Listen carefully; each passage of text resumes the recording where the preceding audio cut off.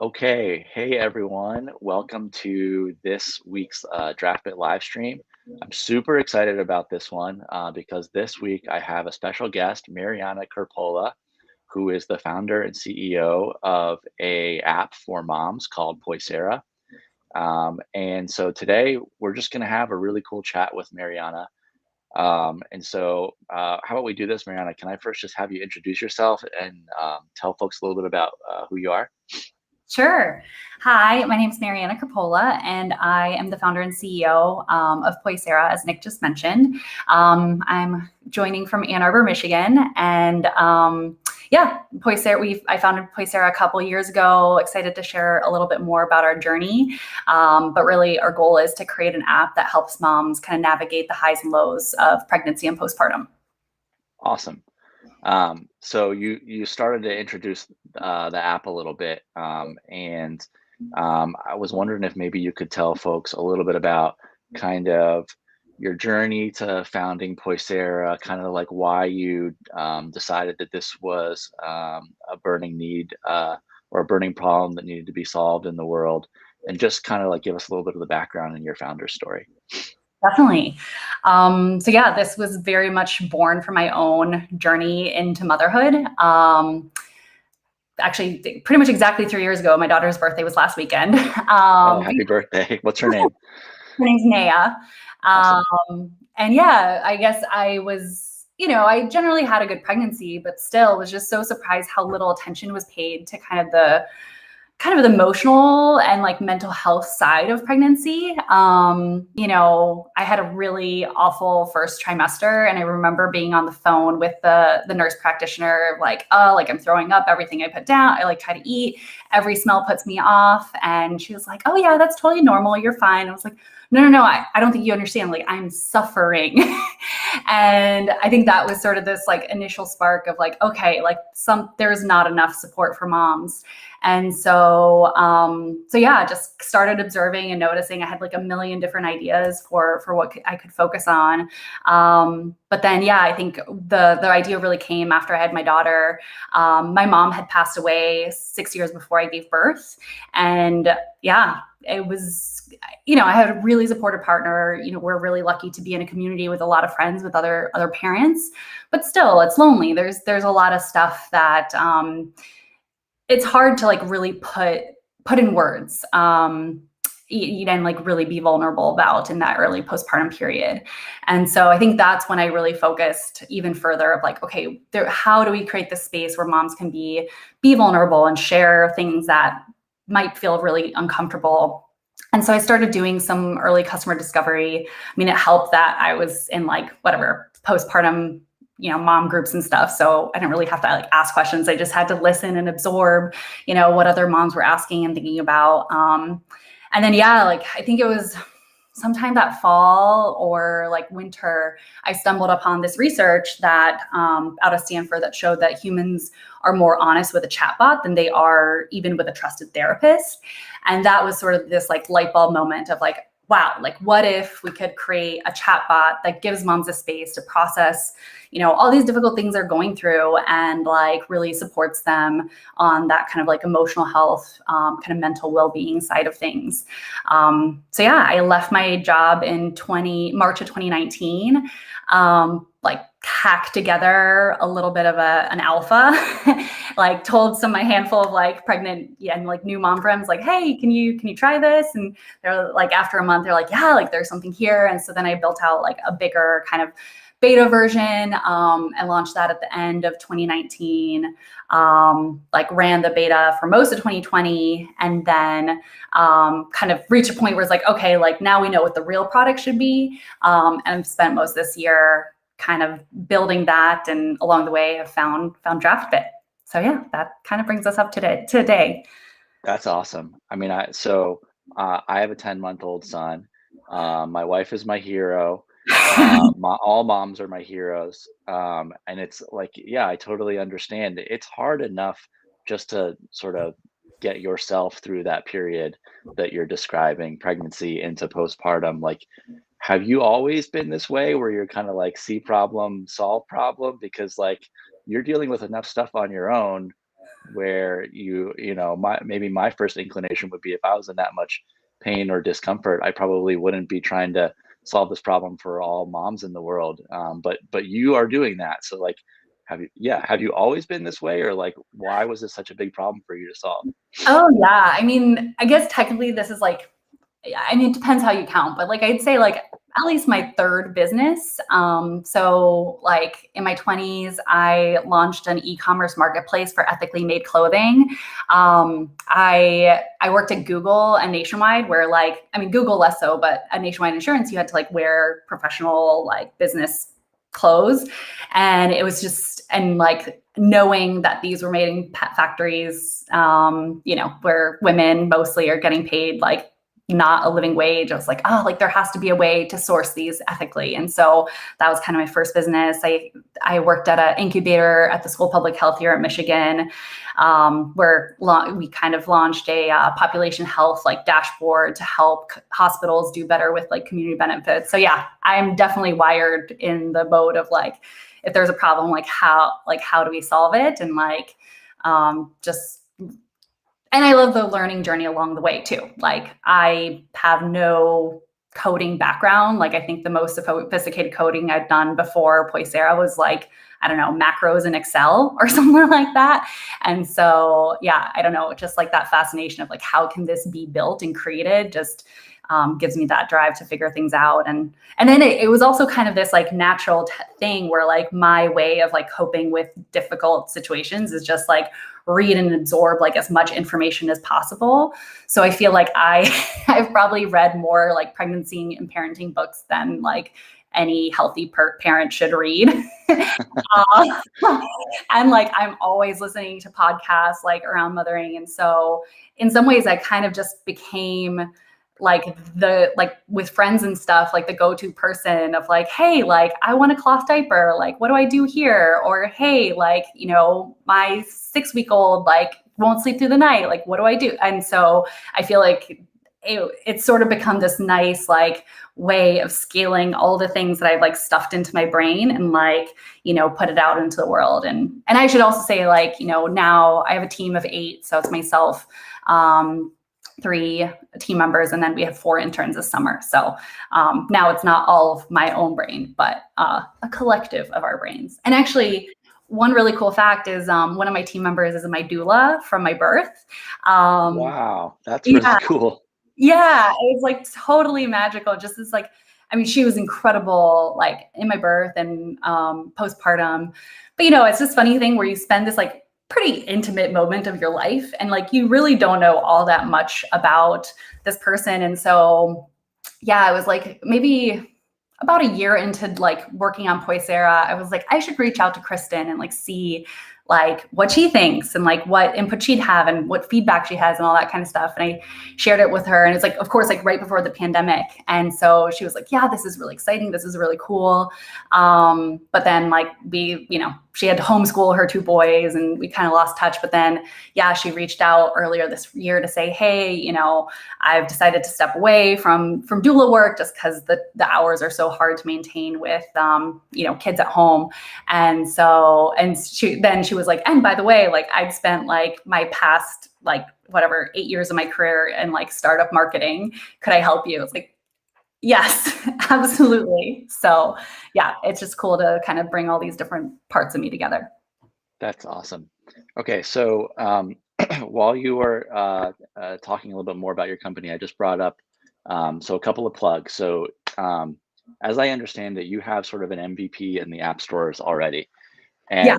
and first of all, that MVP was not built with Draftbit, so that you use some other no-code tools to launch your MVP. And if you want to become a Poisera user today, you can go to poisera.com and you can click this call to action to join the waitlist and get an invite to the app. Is that correct? Yes. And actually, like we're like this close to being able to launch our Draftbit version of the app. So I think that's going to happen in August. So Wow. yeah, I actually switched the buttons on the website recently because I mean, the old version kind of works. We had to kind of deconstruct it. One of the big issues with our old version was it was hard for us to have like a test and a prod environment. And so as we have been overhauling, we've kind of been tearing the old one apart, and it doesn't really work all that well. So yeah, if you're excited, give us a couple weeks and you can get the new version soon. That's awesome. For those who are watching who are not familiar with app development, like your journey is incredibly typical, right? Like I think the saying is like if you're happy with the product that you've produced, you're probably releasing it too late, or some version of that, right? Yeah. And so I was hoping that maybe you could talk a little bit about, how Poisera, from sort of like idea stage to where you're at right now, where you've got an MVP, you're not super happy with it, but like it works and it proved out that like there is, a need for this in the world. You've got a team, you're building a more production grade version of the app. Like just talk about, you kind of touched on it, but like you could talk about a little bit about what that journey looked like. And maybe like I'm kind of hoping that there are a bunch of app founders or prospective app founders who are watching right now who are probably asking questions about like, how do I get started with my idea, right? So yeah, so we got Colin says he wants to hear about the grit and grind. So and by the way, Colin, thanks for speaking up. I forgot to mention this at the top. If you have questions for Marianna about her app, about becoming or being a mom, about being an entrepreneur, like start dropping those things in now. I'm not going to interrupt her while she's talking, but like we'll do some Q&A at the end. But yeah, Marianna, can you tell us a little bit about the grit and the grind and how you got to where you are today? Yeah, so it's so funny to like look back at all the layers of things that I've tried along the way. So as I mentioned, the like aha moment was this chatbot idea. Like, how could a chatbot really engage with moms? And so when I first started, it was just diving into like, what are chatbots? Like, I've never built a chatbot. Like, what are the different options? And like, I looked at like Google's Dialogflow and like some of the more like, I guess, like AI based chatbots. And eventually I stumbled upon a tool called Landbot, Landbot, which is out of, it's a startup out of, Series A level startup out of Spain. And they have like a really slick, like, I don't know, I guess it's ultimately like a rule-based chatbot. So you kind of like map out the flow of a conversation and you can have lots of different like directions it goes. You can actually do some integrations with, what's it called, with Dialogflow. So you could use some sentiment analysis and that kind of stuff. So anyways, I stumbled onto that and was like, okay, yes, like this maps on to like how my brain works. It's like, I think what I was like trying to do is like, how would I map out a conversation that I would have with a mom in real life? And so yeah, I found that that's what I used my first alpha for. And then, yeah, I kludged together. It was like Airtable, Zapier, Autopilot I was using as kind of like my marketing side of things, Twilio for like SMS messages, and then Landbot. Like it was all kind of like mushed together as this for the first like kind of web app experience. So what would happen is every day a mom would get a text message with like her personalized link that she would open, and then it would like pop her into essentially a Landbot chat where it asks like, how are you feeling today? And like based on what you would respond, like there'd be some like randomization that would happen and like send her down like a couple different paths to like provide. I mean, they're mostly kind of like, different coping exercises, like from like cognitive behavioral therapy or like acceptance and commitment therapy, like lots of different like kind of practices to just like deal with things that are hard. Because I think that's kind of the interesting thing of parenting. Like so often we want to have like the right answer. And like more often than not, it's like we can't fix it. Like we can't force our kid to sleep through the night. Like we just need to find ways to cope with it. So that was kind of the core of it. And then at the end of the experience, they would set like a self-care intention. And then the next day they'd come back and we'd say like, hey, did you take a shower for last night? Or like, whatever they said. And so, yeah, that was the beta version that I launched in November.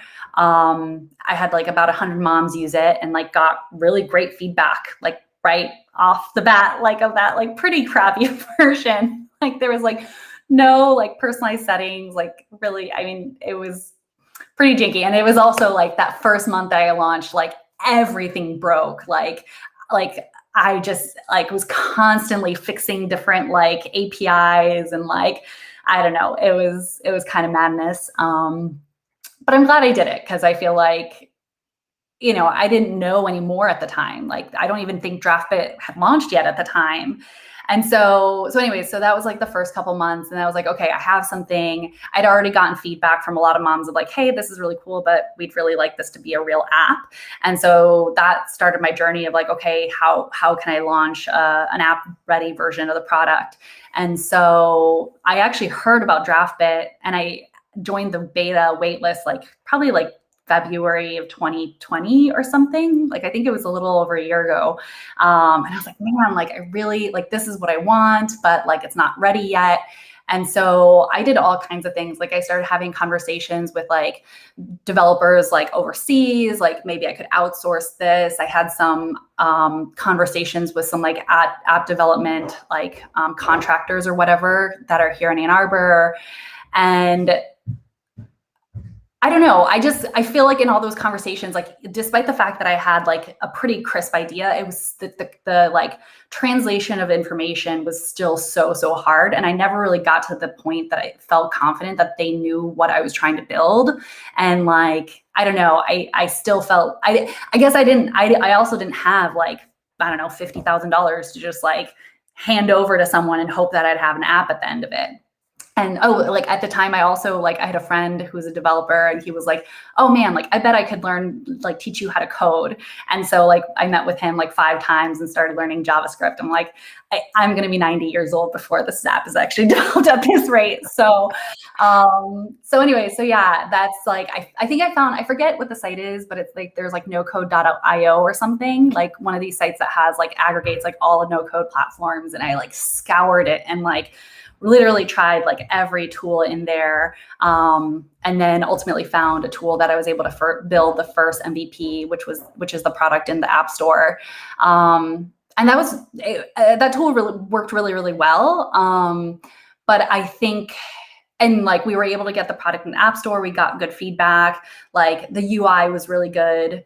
But ultimately the thing that held us back from launching it like full throttle was our ability to add like all kinds of like marketing tracking information. Like it almost felt like the app became this black box where like I think I was able to send data into Mixpanel, but like Mixpanel is like very limited in like how you can like design your reports and stuff. So I felt really nervous like launching this at scale because I wasn't going to be able to get the transparency into like what was and was not working along the customer journey, and like ultimately be able to like optimize and fix any user like interaction issues and that kind of stuff. And like really at the time, my heart was really set on using Segment. I don't know if people have heard about it, but it's essentially a customer development platform, customer data platform. I think that's what they like call themselves. But it's like this tool where you just like put, code on one part of your app and then send it everywhere. And I was like, yes, this is exactly what I need, because like I don't actually know which analytics tools I will need. I just need a way to test a bunch of them to move forward. And so anyway, so that was kind of the roadblock with the last one. And then yeah, I think I got off the Draftbit beta waitlist like last fall or winter. And then at the time I had also contracted with a CTO who's here locally to help like build the Segment component. And yeah, like that's how we landed on Draftbit, and it's been awesome. Like the other major shift we originally used Airtable as our back end. And now that Draftbit has auth, kind of the low code auth with Zano, we've transitioned to use Zano. And that's been awesome, because before it was like a combination of like using Parabola, Zapier, and Airtable to like do all the back end stuff. But it was, I mean, I was the only person who like knew what was happening where. Like it was really hard to like communicate with any other person of like, okay, these are the functions that's happening. Like, you know, these are kind of the business rules or whatever. And so now I'm pretty much able to like everything you see is like pretty much just Zano and Draftbit. And so it's just very, very clean, very clear. And like, you know, I think we'll continue to use like a hybrid model of like no code and then like some code with our developer building like some microservices using AWS. And like, I don't know, I'm just really excited about this model because it's so nimble, it's so flexible. Like I can just design a new screen and test it rather than like, you know, having to write a bunch of specs, like give them over to a developer, you know, do a bunch of testing. Like, yeah, I don't know. It's for an early stage startup, this just feels like a really great way to move fast and like with a really nimble small team. That's awesome. Just something that you said really resonated with me, which is that you, at the point, you probably had a product or a business at the point where you were still using your Landbot, Frankenstein, monster, right? Like you were solving a need, you were getting good feedback from customers. I assume you had maybe some metrics that were telling you like, yeah, hey, you know, people, you know, when they start using it, they don't stop using it, right? Like retention's really good. Or maybe you had some like, you know, some more qualitative, like, you know, people are saying like, oh, this is making a difference in my life, which is ultimate, you know, you have like a North Star of like how you wanted to help moms. But really in order to turn this sort of platform that solved a problem into like a full-fledged business, you need tools that would allow you to scale. And like this Frankenstein situation wasn't allowing you to scale. You couldn't do analytics. You couldn't, you know, you couldn't make this product work at scale before it broke, or before you as a CEO became so entangled in the what does what where that you ceased to be a CEO, right? You ended up just being like kind of another piece of the spider web, you know, and like a part of your stack, basically. Yeah. So I'm wondering, like, first of all, does that sound accurate? And like, not being promoted in any way, but like a plug for like why did you choose Draftbit, or why like how did you think about the next you know, sort of iteration of your product in your product journey that eventually brought you here? Yeah. I mean, really, it was just like that ability to work hand in hand with my CTO, like being able to like use custom code, like custom functions, like being able to export the code and like have him like tinker with stuff on like with that code before releasing it. Like, yeah, that was like the ultimate hurdle with like the Frankenstein model, where it was like the model before was just like, okay, let's patch on this, let's patch on this, let's patch on this, like you know, and then like by the end of it, it was just like, what is this? Like it was just like so hard to maintain, and then also really hard to actually communicate to anyone else. Like I can't tell you how many times I've like tried to write like BDD, like user stories of like, you know, as a user, I want to da da da, and like if this or when this and given this, you know, like all this stuff, and it was there was just like too much to like really try to like make it systematic and scalable also. Like I just don't know how, like it was fine for 100 users, but like what if we grow to 1,000 users, 10,000 users, 100,000 users? Like that just did not feel feasible or realistic, because there were too many places that things could break, and like there weren't good ways to know if they broke or not. And so, yeah, just having like a more,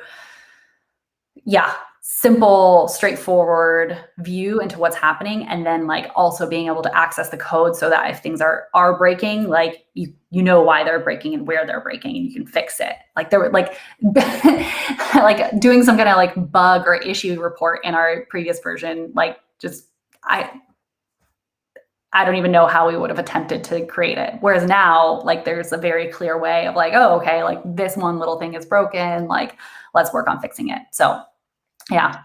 Super interesting. Yeah.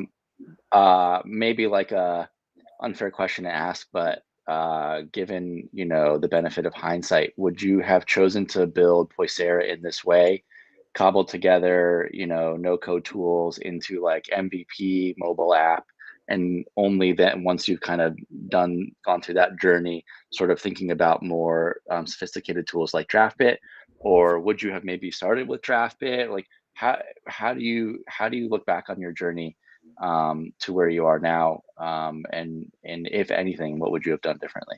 Yeah, that's such a great question. Because I mean, in some ways, like I had to go through a lot of that learning to even be ready to like,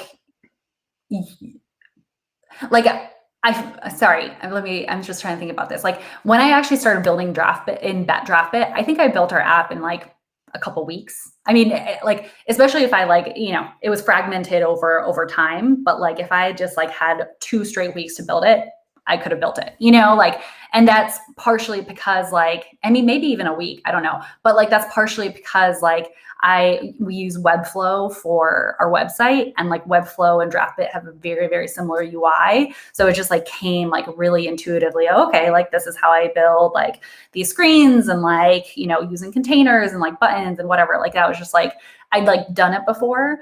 And then similarly, like as I started working like on the API stuff, I mean, I didn't know what an API was 3 years ago, let alone like, know about like endpoints and parameters. Like now that stuff is just like second nature to me because I've been doing it for such a long time. And so similarly, like I think that's the hardest part to say is like, like it feels like I had to try Zapier first as a way to like wrap my head around like what an API, how that works.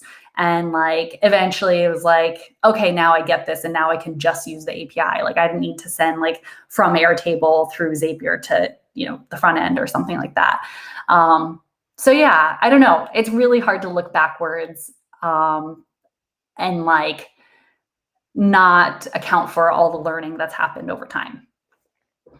Yeah, I love that answer. I mean, I think what I'm hearing and from coming from the no code category right now is no code as sort of a gateway drug to code. Like at the end of the day, software is software, and like the apps you're building, like you're basically building APIs visually. Like those things are actually code. It's just you don't have to interact with the lines of code. Mm-hmm. Um, and so I love that example, and it looks like in the chat others do as well.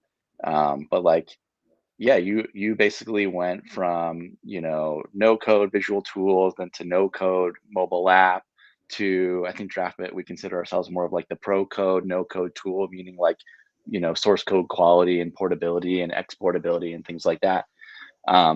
Who knows, like maybe that well, you will have a coded version of your app, but maybe that, your next iteration of your app is actually full code. Maybe you're coding yourself. Maybe you've taught yourself to code and you don't even know it yet, right? Yeah. Yeah, no, it's definitely true. And like, I don't know, like what was it? Oh, I had a meeting with, so one of our like kind of longer term, like business channels is selling to health insurers and health systems. Because like, ideally we'd love to use our app to be able to like detect and treat perinatal mood disorders. Because right now, like the statistics are insane. Like, I forget exactly, but it's like 2/3 to 3/4 of moms like are never diagnosed, like more than half like never get treated. Like they're really kind of this like silent kind of pandemic in some sense. And they're just kind of brushed aside of like, oh, I don't know, motherhood is just hard. And so anyway, so I've started to have some conversations with health systems. And so I had one, I had to like kind of finish like a couple of last pieces in the Draftbit app to like be able to demo it to her. And I was like working on it at night, and like and I was like kind of trying to explain what I was doing to my husband, and he was like, I feel like you're speaking a foreign language, like.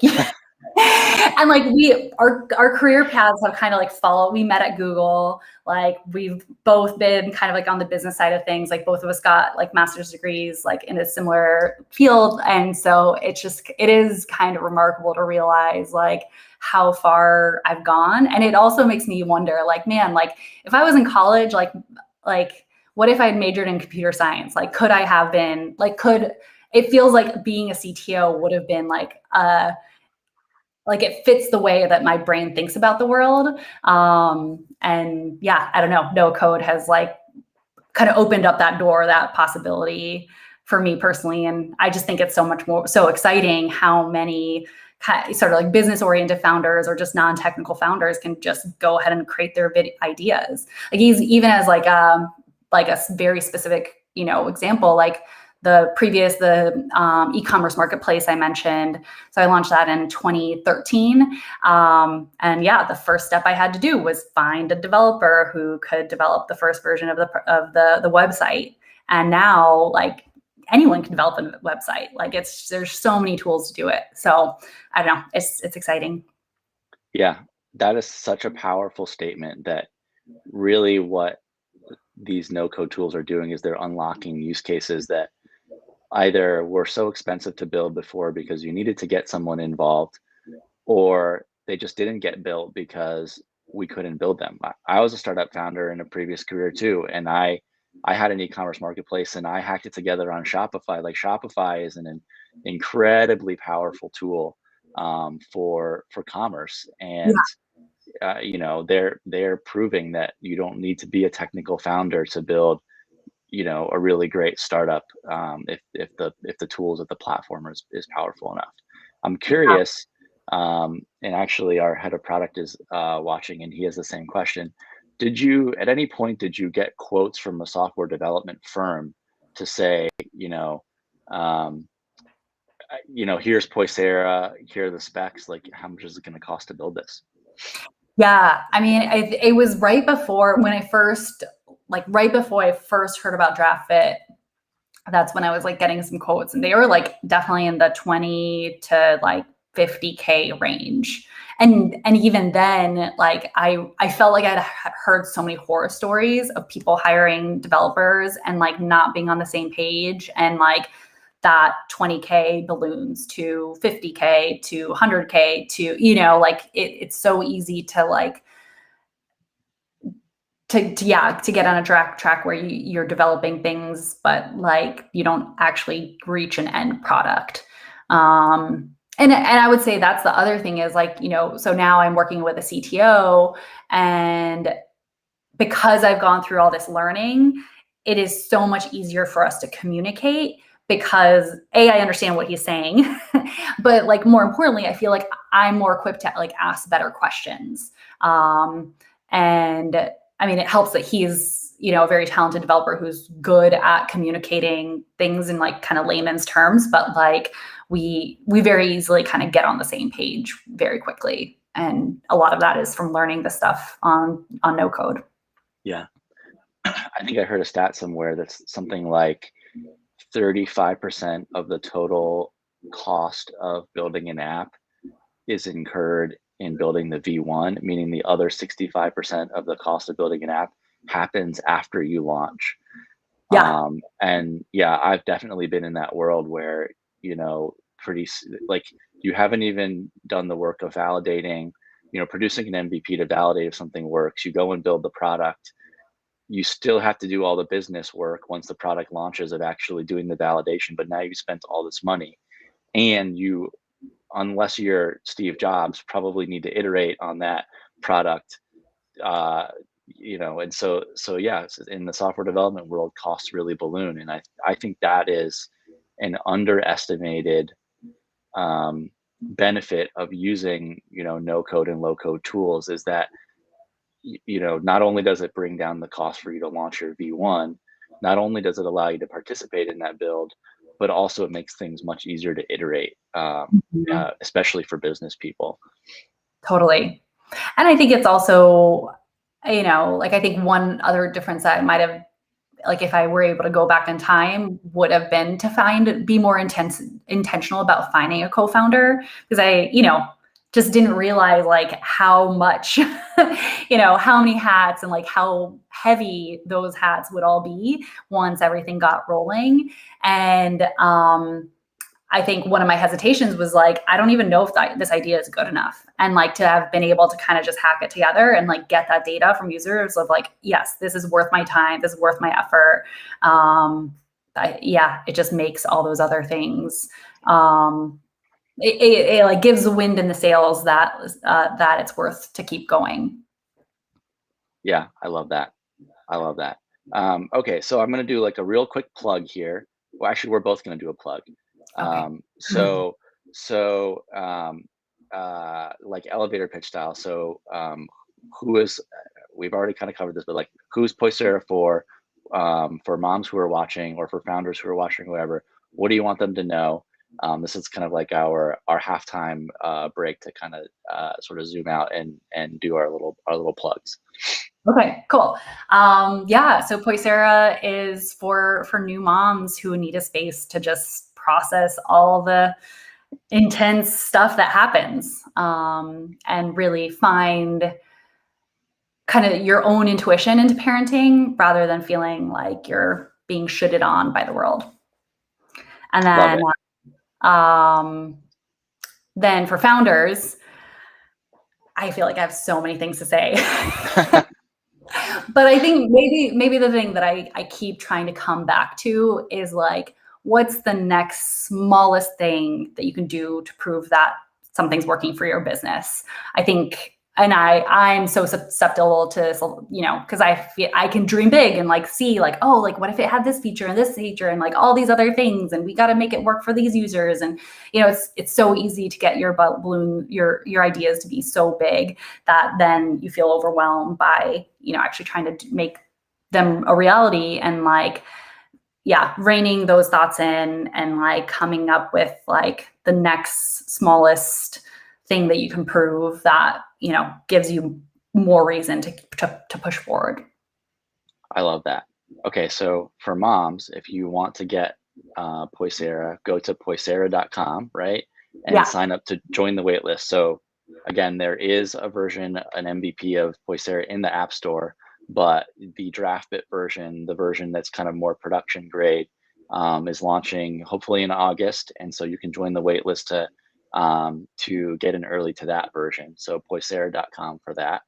And yeah, then for founders, like, I understand you're super busy, but if someone wants to go and like become inspired by you or connect with you, how can they find you? Or yeah, how can they find you? yeah. That's a great question. I live in Ann Arbor, Michigan. I'm often at playgrounds on weekends. um, no, but yeah, I'm honestly not so active on social media. I should be more active, but last time. But I think actually LinkedIn is probably the quickest way. Just send me a LinkedIn message, and happy to connect through there. Sweet. Okay, and just real quick plug for Draftbit. So you're building this app in Draftbit. So Poisera is a member of a startup program that we run here at Draftbit, where basically we, beyond access to Draftbit, we give you some ancillary tools and services to kind of help you, basically accelerate your launch. Draftbit wins when Marianna launches her app in the App Store. And so she's part of a startup program. Her company's part of a startup program that we run here at Draftbit. So quick plug for other startup founders who are watching this right now. We have a startup program. We probably have, if you're a Draftbit user, you probably received emails from us about the startup program. But if you're interested in hearing more about or becoming part of the program that we are running for Poisera and the Poisera team, please reach out to us, either help@draftbit.com, or you can email me nick@draftbit.com. This is a limited time program. It won't be going on forever. But we really, really, really want to help app founders get into the App Store. And so there's some things we can do for you above and beyond just providing you the platform to do it. And if I build on that plug, like we have been blown away by the support from the Draftbit team. I mean, so many times we're like, oh, like it'd be really nice if this worked this way. And then they're like the next day it's released. So it's been an awesome, awesome opportunity for us to kind of just keep moving things forward. And also to Tim's question, I was at Zingerman's this morning for breakfast. I've actually been to Zingerman's as well. That's a great spot. Yeah. Okay. So, all right. So halftime's over. Thank you for that plug, by the way. I didn't pay you to say that. Right. You can though. What's that? You can pay me for that if you'd like. Oh, okay, cool. You're going to have to bring it up with the head of growth, honestly. You know? Okay. So I was hoping that in the time we have remaining that you could kind of walk us around your Draftbit build a little bit, maybe show off a couple of the features of your app that you're most proud of or that you're most excited about. Maybe, run a live preview or show us, show us how you interact with the app and things like that. But I want people to just really get a sense of some of the great functionalities that Poisera has. Can I turn on your screen here? Yeah, go for it. Cool. Awesome. All right, so what are we looking at right now? For those who are not familiar with Draftbit at all, what are we looking at right here? So this is the builder view. Actually, well, I guess this is the preview view of the builder view. So it's like, if you're totally unfamiliar with Draftbit, you can preview your app either directly on your browser, or there's an app that you can download called Expo, and then you can preview it that way. So it's a really nice way to just quickly double check, okay, like is everything lining up the way that I expect it to load? So yeah, that's where we are. And then here we are in the Poisera app. You can sort of follow along the screens here. But yeah, this is just the welcome page. This is when a mom downloads the app, this is the first screen she'll see. So maybe I'll walk through the onboarding process. Yeah, do you have it all hooked up? It's all working. Yeah. Is this all in connected to Xano, or is it similar back? Yeah. So I forget if it was like 2 or 3 weeks ago, you released the office hours for the low code Xano onboarding. George was kind of walking through it, and yeah, I followed the whole thing and it totally worked. It was awesome. Wow, that's amazing. So we're actually interacting with your app right now. You're directly inside of Draftbit on the web. You didn't have to export any code, compile anything, run a bunch of simulators. Like you've basically switched from like the build mode to the preview mode, and you're running a real app right in the web browser right now. Yeah, exactly. And like all the like APIs, everything is just happens. Amazing. So let's log in, and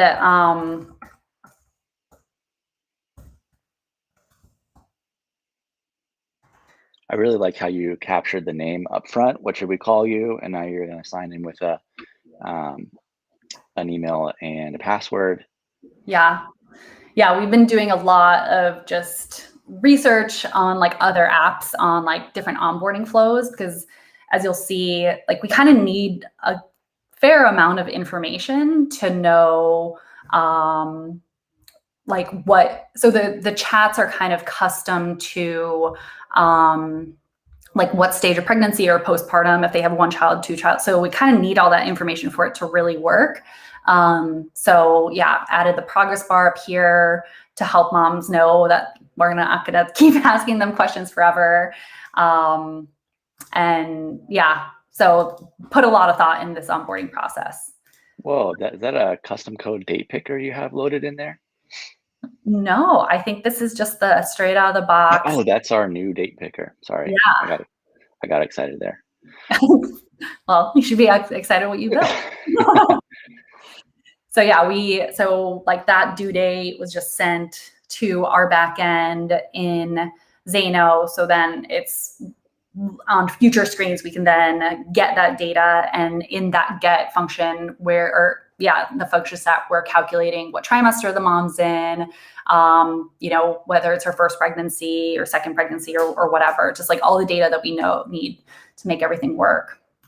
And so real quick question here, so every time you're sort of completing an onboarding step, this data is getting saved to the server. So basically like I'm coming from for example, like a type form. A type form, someone could start a survey, and if they don't finish it, then you get 0 data. But you've already created the user in your back end, and you're basically adding data to that user record every time they finish an onboarding step, which allows you to do things like come back to the most recent unfinished step. If they eject from onboarding, they get distracted, their kid starts crying, whatever, right? Yeah. And some other like really powerful things. So this is really cool. Yeah, exactly. And like, I mean, just in terms of like the earlier versions, when I was using Airtable, this is the one downside is like if you have a kid who's born in like 2016, you have to like really click a long ways to get backwards, but you can't just like type in the date. I guess I could change it so it's not the date picker, it's just a different you could do that. Yeah. But there may be like this, by the way, like this would be an example of because Marianna's in the startup program, she could do something like raise her hand and say, hey, date picker is great, but it doesn't have this. And like we may be able to write her like a code snippet for like a more custom picker component that she can plug into her app that maybe allows like going back in year steps or something like that. That would be something that maybe we could help. So it's those sorts of things that we've historically done. In this case, like it looks like your date picker is more or less serves a purpose, and maybe that's something you'd want to iterate on over time. Yeah, exactly. Although I think that this date picker might actually be like more custom to Android and Apple, like what functionality they allow on their app. So some things like it's interesting to learn like where the limit is. Like it may not actually be the no code tool. It may be like further down the line that makes it hard for some customization to happen. That's a great point. I should have mentioned like you're basically interacting with a web mobile version of the app. And if you wanted to interact with the iOS or an Android version of the app, you could run live preview and basically do the same thing directly on your device. And the date picker would look more native to whatever platform that you were on. Yeah, exactly. So the last step of our onboarding is asking moms to kind of pick a focus. This is something new that didn't exist in the MVP, but we wanted to find a little bit of a sense of like, what's the challenge for this mom? And these are just our initial starting point, but we're planning for like pregnant moms. They'll be like preparing for birth or preparing for postpartum. And then you'll kind of see later on where moms can kind of dive into their focus and really get the support that they actually need rather than kind of random stuff. Love it. So, yeah, we'll select this and then hop into the app. And so this is the homepage of the app. And the core of the experience is like what we call the chat of the day. Like, we don't expect, let alone want, moms to be spending like hours on end on their phones. Like, A, we know they don't have time for that, but B, like, especially after they have their kid, like, we want them to be spending their time like bonding with their kid. And so we've designed the experience to be sort of this like very like bite size. And so these chats, and I'll walk through one of these chats just to give a flavor for it. But they're supposed to be, 1 like to 5 minutes max. And there you'll see the experience is like very much like guided journaling. And every day, like a mom will get a different kind of chat of the day. And they span from all kinds of different topics like mindfulness to self-compassion. And then like some, like depending on like where you are in your pregnancy journey, are going to be much more focused on like, a specific phase. So like if a mom's in her first trimester, like we'll pass in a chat about like how to handle morning sickness. And if that's like something that she's really struggling with, like at the end of the chat, she can opt in to what we call a toolkit that like allows her to get even more support on that topic. So I'll walk through all that, but just want to give a little bit of that prequel. So yeah, this is where the chatbot comes in. Should come in.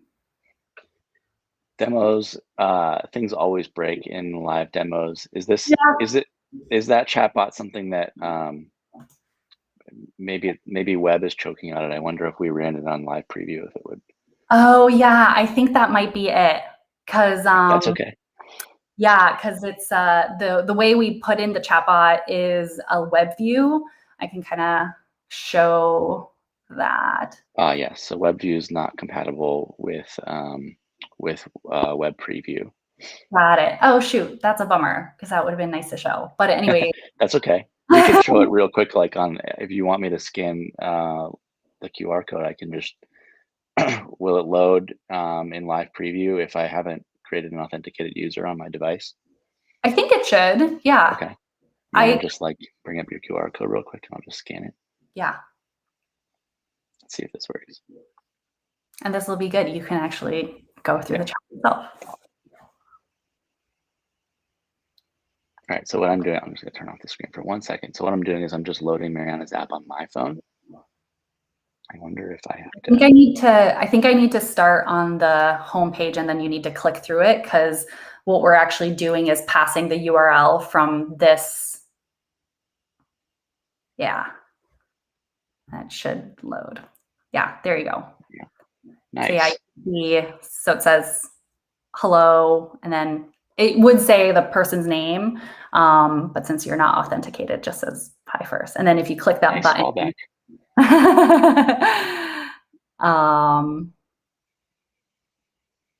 Oh, this is super sweet. Yeah, you can see it like loads up a chat. And so this chat is all around like allowing moms to like let go of their to-do lists. And so there's like buttons that they can push, and then there's a lot, then it usually moves into some kind of like reflection exercise. So it'll actually ask, the mom, no, I think you clicked yeah, my bad. That's okay. That's really cool. Yeah. That is really, really cool.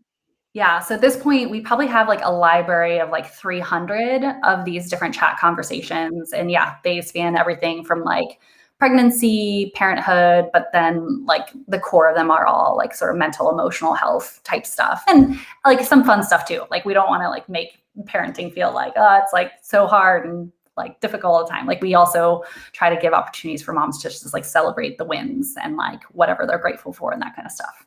That's awesome. Are those conversations, like, are those flows, are those things, is that custom like intellectual property that you guys have developed, or is it based on some sort of method? So it's all like, that's really what the differentiator for you guys is. It's the content and the delivery mechanism. There's nothing like, first of all, this app is beautiful. It looks amazing. It functions amazing. Like, it is truly a great app. But like, the app is not the thing that makes Poisera great. The thing that makes Poisera great is your content and how you deliver it to moms and sort of that methodology. That's really awesome. Yeah. And like that, I think that's actually been the thing that's like made the transition from slowed down our transition from the MVP to this new version, was because the biggest piece of feedback we got from moms was like, they felt like the chats weren't like custom enough for their specific phase of motherhood. And so when we do launch, we're really focused on pregnancy, and like we've built like at least 100 different chats that are very focused on like pregnancy symptoms, like pregnancy feelings, preparing for birth, postpartum, all that kind of stuff. So that's actually been like And like, what's actually even been interesting there, like last summer, it would have taken us like weeks to create like what we call toolkits. I'll click into one of these shortly. And now we've gotten that down to like, I don't know, 4 days that we can turn them around. So some of this isn't just like the app development. Like in some ways, actually, that's kind of not the easy part, but easier part than like thinking through, okay, like what is the content we're trying to communicate? Like how do we communicate that in an empathetic way? And then like how do we scale it? So like we created a whole library of different like exercises, so to speak, for moms to go through that now we can sort of mix and match with different types of situations that moms are going through. So yeah, a lot of moving. I mean, in my opinion, there's no better plug for Draftbit than allowing you to build really complex custom mobile apps and sort of freeing you up to do the actual hard stuff, developing your content, customer development, all the things that really make Poisera great. It's not the app that makes Poisera great. The app is a delivery mechanism. The content and how you support moms is the important stuff. And if you were spending all of your time building the app, then you wouldn't be able to resolve that feedback that you got from pregnant women, which is, hey, like here's how this could support me better. Right. So yeah, I think there's no better plug for why Draftbit exists than what you just said. Yeah. Yeah. And so I guess like to talk about like some features that we're proud of. So, we have all these toolkits that a mom can like scroll and search through. Well, I guess even the horizontal scrolling was really fun to Nice. But also just being able to search. So like if a mom is feeling anxious, she can look up that, and then it automatically populates, and she can open this toolkit and sort of see, what is this about? Is this going to support me? She can sort of see like what are the types of chats that are going to be involved in this toolkit. And then if she feels like, oh yeah, this is totally what I need, she just clicks this button and that opens this first chat on triaging anxious thoughts. And then our back end has sort of a system where the next day, this will be the next chat, and the next day, this will be the next chat. So really trying to like, give that bite-sized support every day. Wow, that's super cool. I love that you followed our search tutorial. I can tell. Yes. Yeah, it's amazing what you can learn through YouTube tutorials. Yes. Super cool. So we're getting a little bit towards. Nick, I think your sound cut out.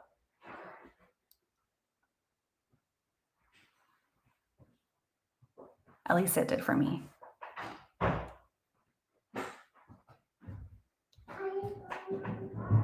you hear me now? Yeah. I think my AirPods died. Sorry. It's okay. So there were some good questions that got asked in the chat, and so I'm going to quickly triage those and pull a few.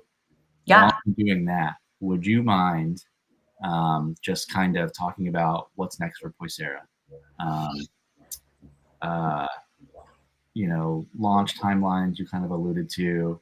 What's remaining to be done on the app, et cetera. Like where are you going from here? Yeah. So as we're really in the final few steps to launch this version of the app. Really, as you can tell, like on the Draftbit side, everything's ready to go. The things that we're still working on is integrating the Zano auth into the chatbots so that that's connected. So like the app tells the chatbots, hey, this is this user and this is what we know about them. So that's actually, I mentioned that we hired a CTO. He's actually been mostly working on the chatbots and how we can like pass data into those like a little bit more flexibly and fluidly. And then like, so that's the last piece that we need to finalize. And I think that should be ready in the next couple weeks or so. We just need to do some testing on it. And then, yeah, like, I guess what's exciting is we get to move more into customer acquisition side of things. I like, my background is like all in like kind of lean startup, like customer success interview type stuff. So I'm just excited to get users into the app and start doing interviews with them to hear like what's working, what's not working, like looking at dashboards and data, and really trying to optimize the experience as much as possible. So yeah, it should be an exciting few months ahead, or really, more than that, but it's in the short term. And I guess on the Draftbit side, so we're using Zeno Auth now, and like Zeno is awesome. Like, we've really loved that experience, but I think we're still interested in, we've been looking into trying to use AWS Cognito, which is AWS's like user auth system. So we've been working with Nick and his team on how to make that connection work. So that's down the line, but really the Zeno Auth is allowing us to just move ahead with development and move ahead with launch. So it's not really holding us back. That's awesome. Yeah. Okay, so you can still hear me. It looks like I'm frozen on my screen. I'm not sure why that's the case, but you mentioned your CTO. There were some questions about, how did you find them? Like what your journey has been with your CTO, and if you would change anything about that, like, if anything, what would it be? Yeah.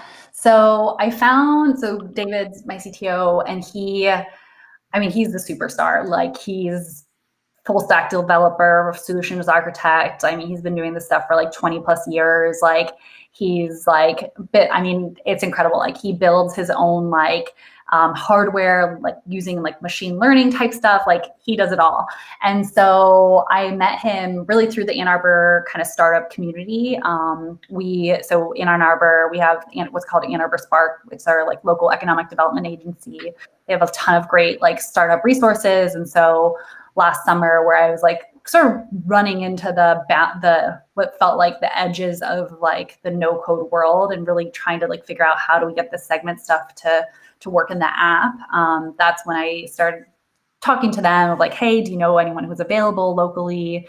I guess I wasn't necessarily like bound to local, but it just felt like I made sense to start there. And then, there's a kind of talent development agency who I met with, and she was like, oh, I actually know someone who's available now. I'll just put you in touch.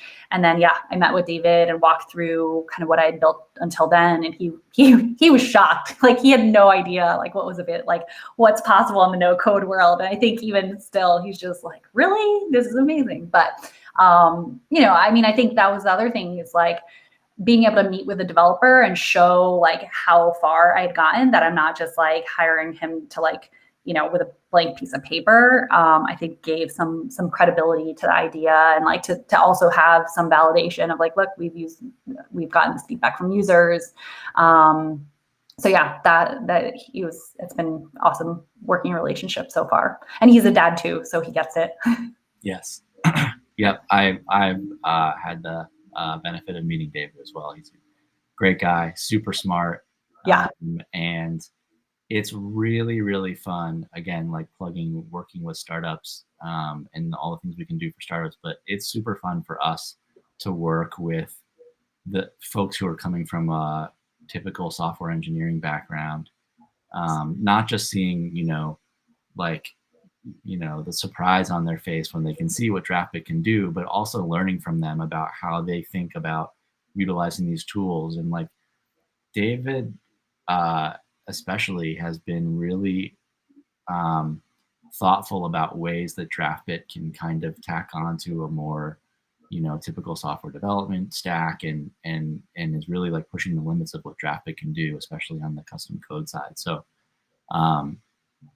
maybe he would disagree with me, but I think Draftbit is pretty compatible with, a software engineering background. It's not just for no coders.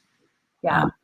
And I would add to that, like, sophisticated like developers like David, like they want to be challenged. Like they want to do like new and different things. And like, I think a lot of the things that like I'm able to build in Draftbit, like, connecting APIs and stuff, like he can do that in his sleep. And so this like kind of levels up the app to a point where he does feel like, okay, this is a really interesting challenge. Like we're working on like more meaty stuff rather than just kind of like run of the mill, like coding front end stuff. Yeah. Yeah, I totally agree with that.